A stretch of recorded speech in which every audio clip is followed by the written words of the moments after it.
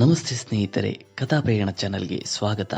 ತಾಮ್ರದ ಪಾತ್ರೆಯಲ್ಲಿ ನೀರು ಕುಡಿಯೋದ್ರಿಂದ ಆಗುವ ಲಾಭಗಳೇನು ಅನ್ನೋದ್ರ ಬಗ್ಗೆ ತಿಳಿಸ್ತೀನಿ.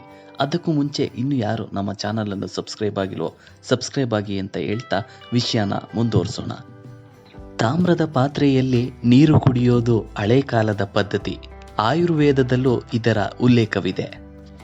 ಈ ಹಳೆ ಕಾಲದ ಪದ್ಧತಿಯಿಂದಲೇ ಬೆರಗಾಗುವಂತಹ ಆರೋಗ್ಯಕರ ಪರಿಣಾಮಗಳಿವೆ.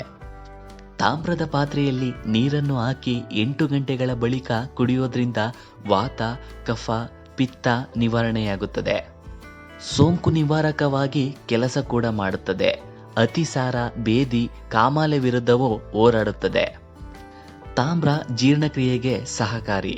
ತಾಮ್ರದ ಪಾತ್ರೆಯಲ್ಲಿನ ನೀರು ಕುಡಿದರೆ ಜೀರ್ಣಕ್ರಿಯೆ ಸರಾಗವಾಗಿ ಆಗುತ್ತದೆ.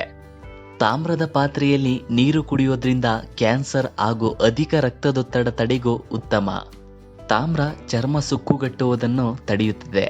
ಇದರಿಂದ ವಯಸ್ಸಾದಂತೆ ಕಾಣುವುದನ್ನು ತಡೆಯಬಹುದು. ತಾಮ್ರದ ಪಾತ್ರೆಯಲ್ಲಿನ ನೀರನ್ನು ದಿನಾಲು ಕುಡಿಯೋದ್ರಿಂದ ಥೈರಾಯ್ಡ್ ಗ್ರಂಥಿಯನ್ನು ನಿಯಂತ್ರಿಸುತ್ತದೆ.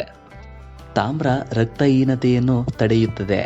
ದೇಹದಲ್ಲಿನ ಕೊಬ್ಬನ್ನು ಕರಗಿಸಲು ತಾಮ್ರ ಸಹಕಾರಿ. ಹೀಗಾಗಿ ತಾಮ್ರದಲ್ಲಿರುವ ನೀರನ್ನು ಉಪಯೋಗಿಸೋದ್ರಿಂದ ತೂಕವು ಇಳಿಯುತ್ತದೆ.